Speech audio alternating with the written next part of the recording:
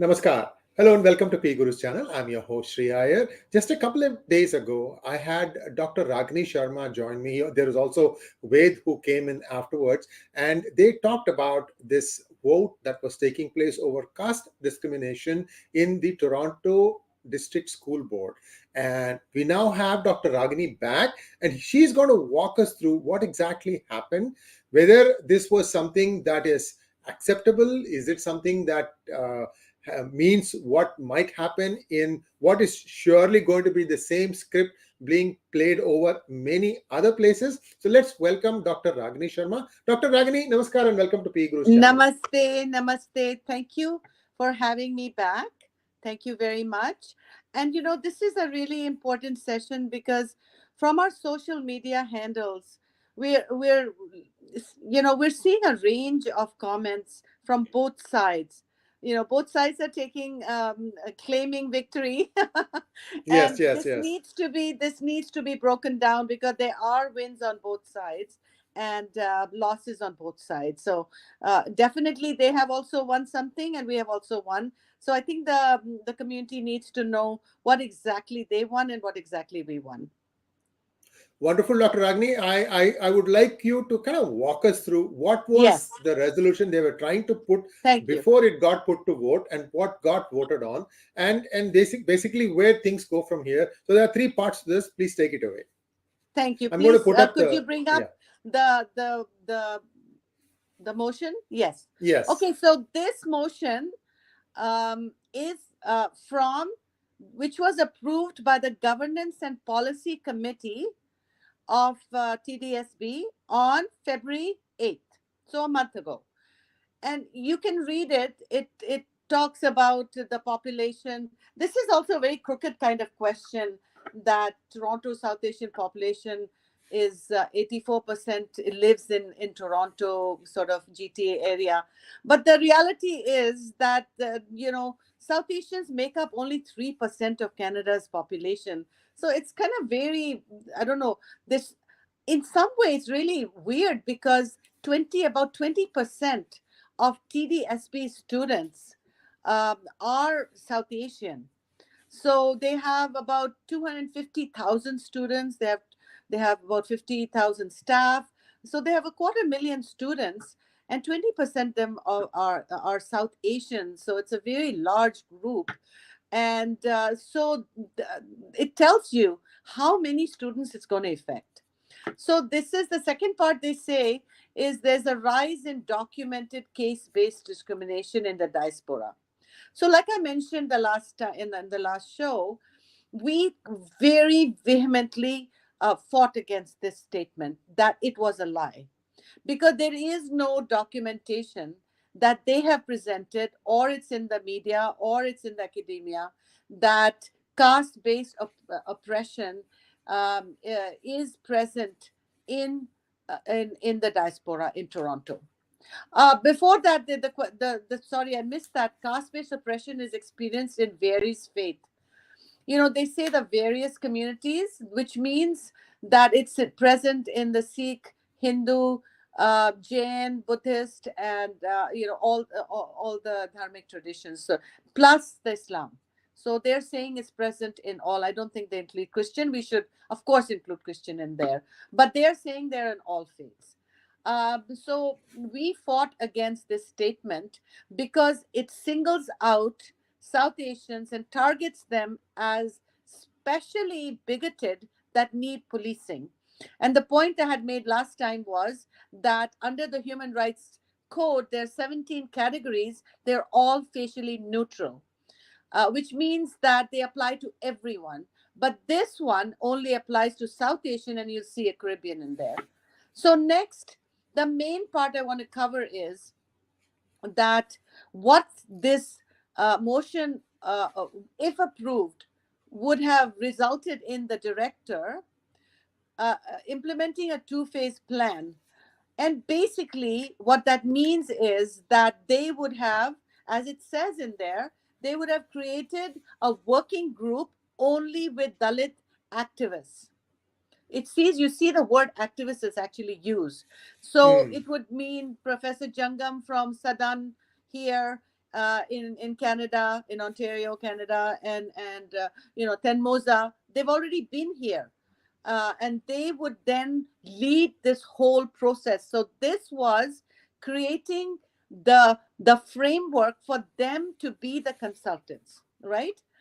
Now, the second thing that what the consultants would actually do was to define the discrimination based on caste. They would develop curriculum. They would have instruction about professional development. So basically, that these people, like Yeleni said in the meeting yesterday, that 200 professors have signed their petition. And then you have all the organizations, including Sikhs for Justice and the Muslim organization in Canada of Indian Muslims. These people all signed this. So they have the professors ready and able to develop all of that.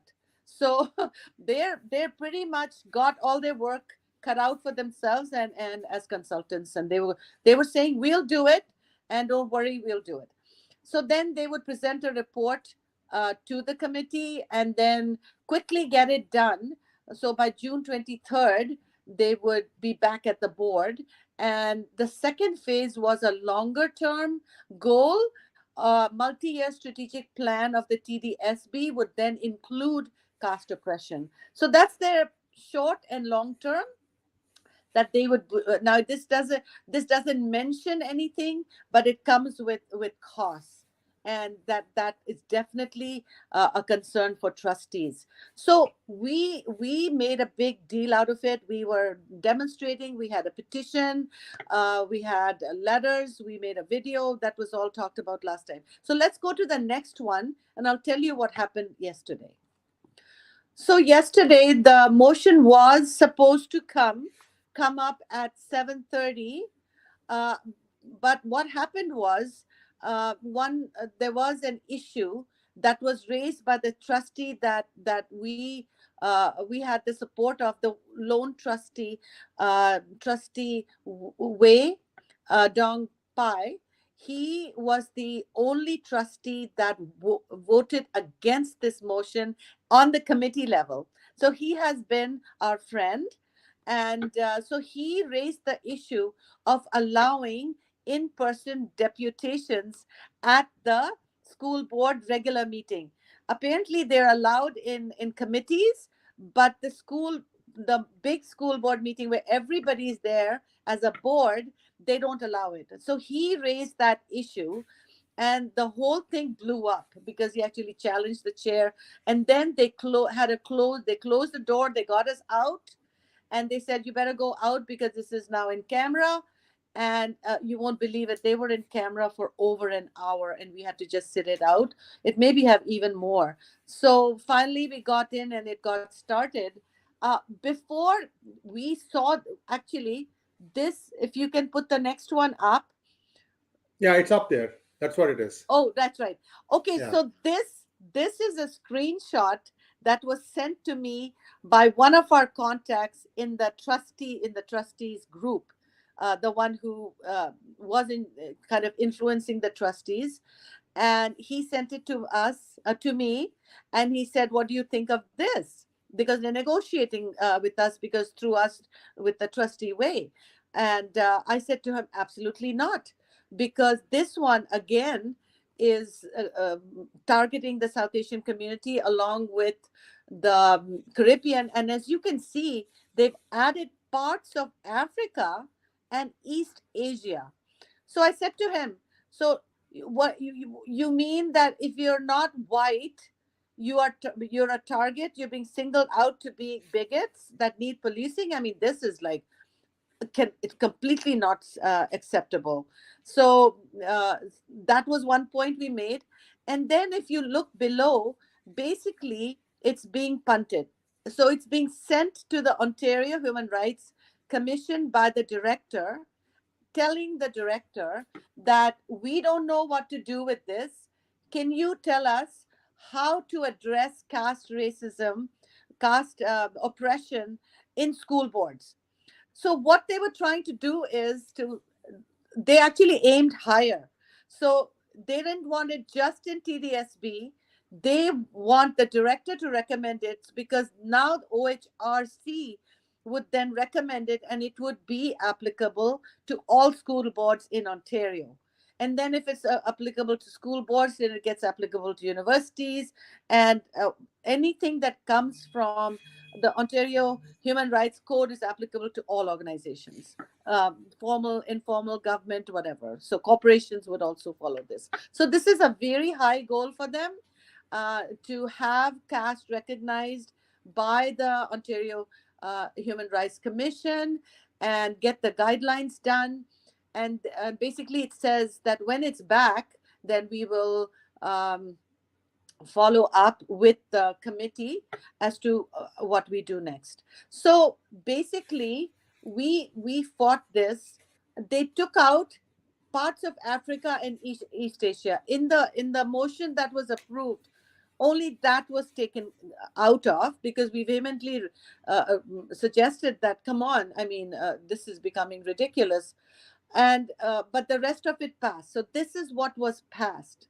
So as you can see, we won, because the original one that you showed earlier had an immediate implementation program. So this was going to get implemented immediately at a very high, very fast pace. The equality labs would literally be setting up an office in the TDSB, and developing everything, meeting with them and coaching them and developing manuals. So we put a stop on that. That's been stopped. So they're really angry about that they got the whole thing passed in Seattle. They couldn't get that done. There is no implementation of this. Yes, so what they won was that TDSB recognizes caste-based oppression exists in South Asia and Caribbean. So I mean, they have met each and every trustee. They have met with the board director. They have met with senior staff from Southern, and Tinmosi. They have done their homework. They've been working for a year on this. So they got that in. Even the student trustee stood up and said, this is such a big issue. It's they have managed to really convince the trustees, and the vote was, as you heard, 16-5. So they were able.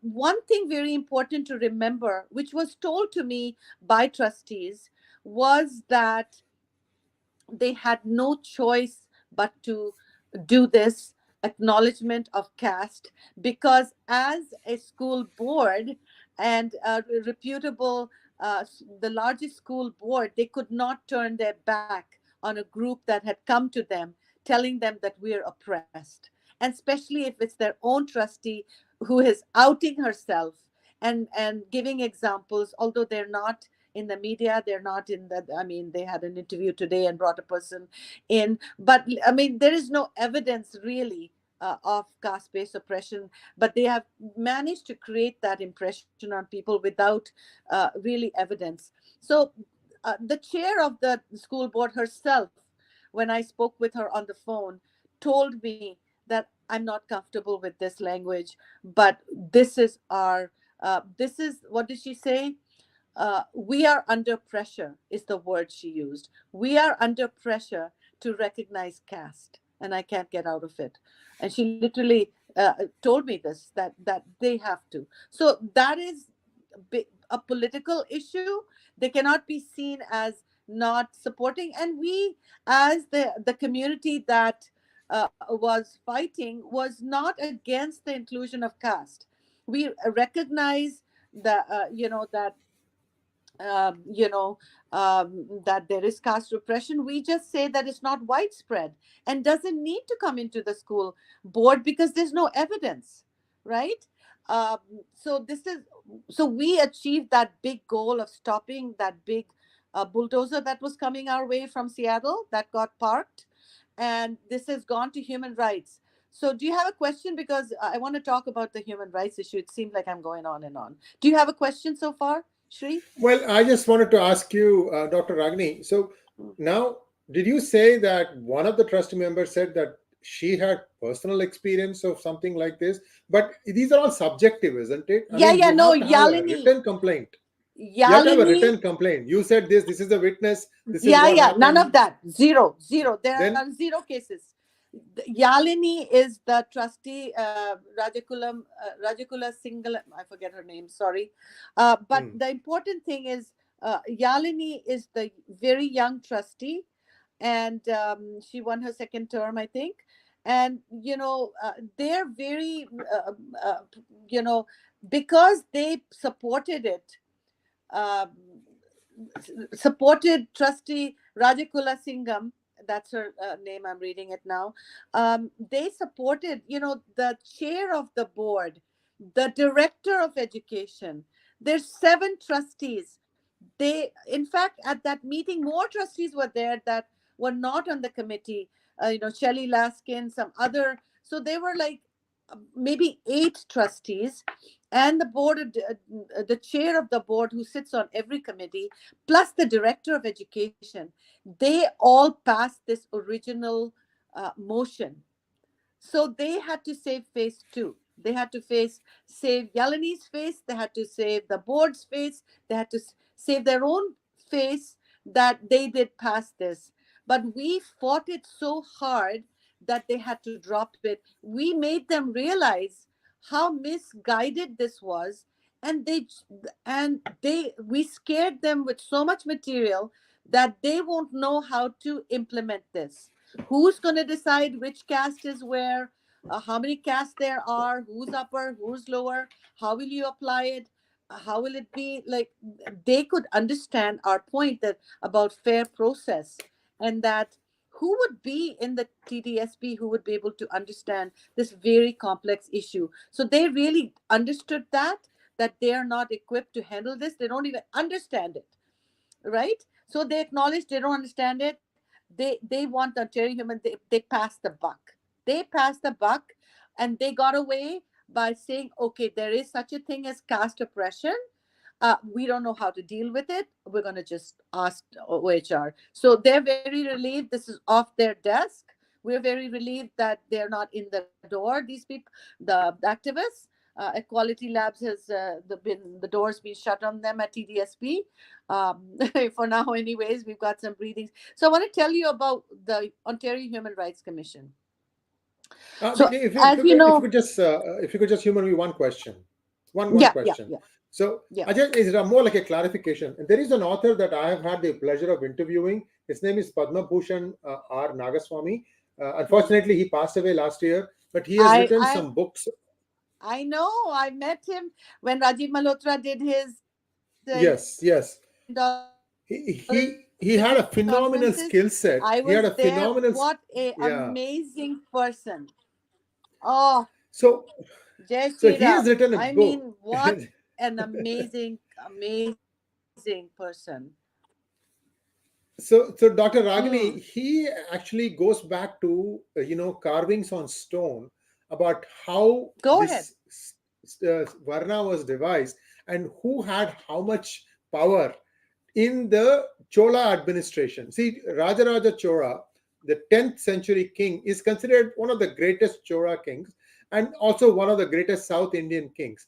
What he did was whatever he formalized our village, taluk, district administration. What do you do? How does the reporting happen? How do you change? What are the qualifications for someone to be like on a trustee board member? What are the qualifications for someone to be a policeman?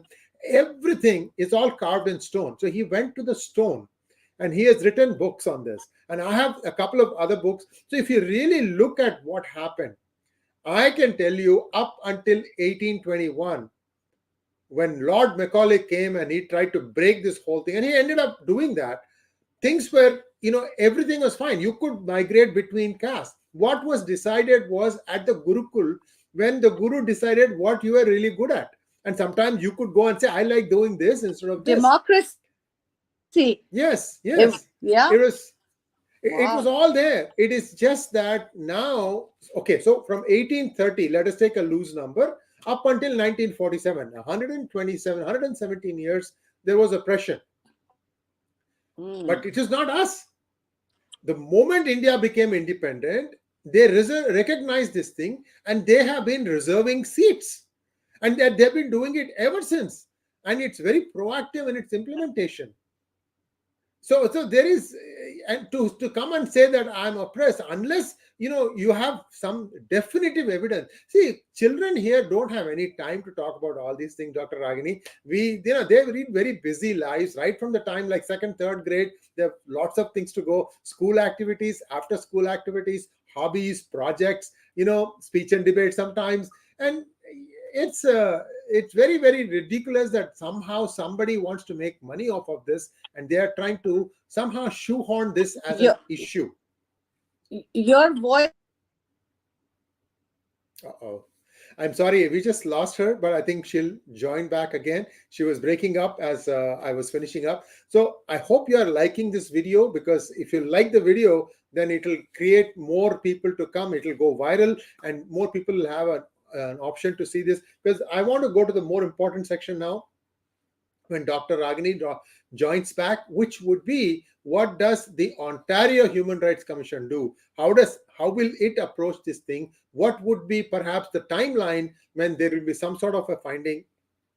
Because now what will happen is, there will be, I can tell you, there will be some construction of some cases, and the point now is, everybody needs to be guarded. Poor kids are going to be guarded, and I think we are sort of like uh, stealing some of their innocence. That's how I feel. Let's just wait for a minute before Ragini ji rejoins. I'm sure she'll try and rejoin. And this is where things stand, guys. Opposition seems, there she is. She's back. know Dr. what? Ragini, yeah, Yeah, go. it seems that my phone is acting out, so I've joined on my computer. My image No is problem. not great, but hey, Yeah. we're talking important stuff. Yes. Yes, yes. So go ahead and now talk to us about the Ontario Human Rights Commission. How Yeah. long do you think it will take? See, one thing I was telling our viewers is that there will be fabrication of evidence now. We are going to steal the innocence of our children. Now This is everybody the will tell saddest their part. children, be careful, don't say anything, don't do anything. And suddenly you will start seeing, who should I be careful with? If you Yeah. have that question, you've ruined the whole structure of the society. Thank you very much. Go ahead. Yeah. Okay. Shri, this is so disturbing that they're going after our children, after us to young, young minds, poisoning young minds like this is a truly disturbing side of this. Anyways, I want to tell you about Ontario human rights. Yes. So the Ontario Human Rights, there is Ontario Human Rights Code, and these are laws that have been passed by the province. So in Canada, the human rights is province wide, and Ontario has a human rights code. It has 17 categories like race and gender, sexuality, place of origin, country of origin, ancestry, disability, the usual, those are there. And so they also have creed. So some people might ask, you have Islamophobia, you have anti-Semitism. So those are under creed. Those are fitted under creed. Because the important thing to remember, which Sohag really explained to us, was that the human right codes categories are facially neutral, which means they apply to everyone. And that has been a complaint against this motion that they developed, which was that it only will apply to South Asians and Caribbeans. So it's singling us out as bigots that need policing. So that's why we didn't want that.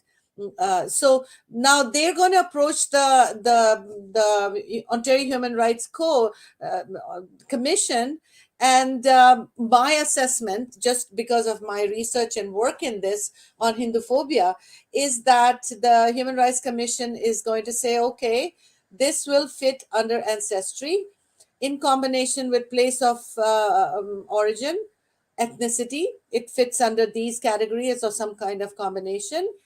And there is no way that, first of all, the human right code categories can only be added on by the Ontario government.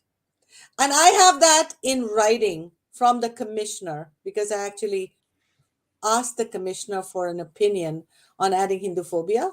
And so I actually have it in writing, an email from the commissioner, that as far as the categories are concerned, only the Ontario government can add.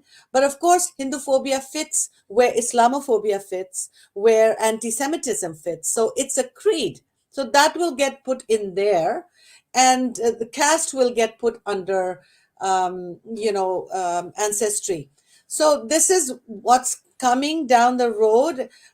And you know what? The interesting thing is that the school board unbelievably has not done his. I don't know what the legal department is doing. Why don't they know this? That sending it to Human Rights Commission, this is what they can expect. They don't say a word about this. Maybe they know, but they just wanted to get rid of this off their desk, and so by pretending innocence, that was convenient for them. The other thing is that the Ontario Human Rights Code will not tell them or write the material for them. That's not their job. You know, um, they have some. They have a document called the Guidance for Organizations to Develop Their Policies. So that's available online, and it says that you can add, something like under creed, where like you can under creed you could add a religion, right? There's anti-Semitism, there's Islamophobia, so. So under ancestry, they could expand. Where the organizational the guideline says that or the organizations have to develop their own policies. So TDSB has its policies, so it'll come back to them. But in terms of the curriculum and all of that, they'll have nothing to do with it. This they have opened, and this was the same thing that's happening in Seattle.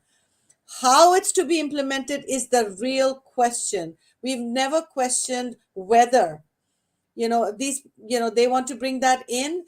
The challenge is how it's going to be done, who's going to decide, where is going to be the fairness of due process, and in deciding who is the upper, who's lower, what are the castes in Christianity, what's the caste in Islam, what's the caste in Buddhist, like who's going to come up with that, and who will we be agreeing on it, and then how will it be applied to a school? I mean, this is very troubling. I have no idea how it could be, and it's we're going to watch how it unfolds. Yes, and I just want to leave everyone with a parting thought. Rishi Atreya has written, this is thousands of years ago, Hmm. that every man, every woman, every person, every human being is born a Shudra. What Hmm. they become is what, when they go and learn the trade of the Oh, life from the absolutely. Gurukul, that's where they decide where they want to be.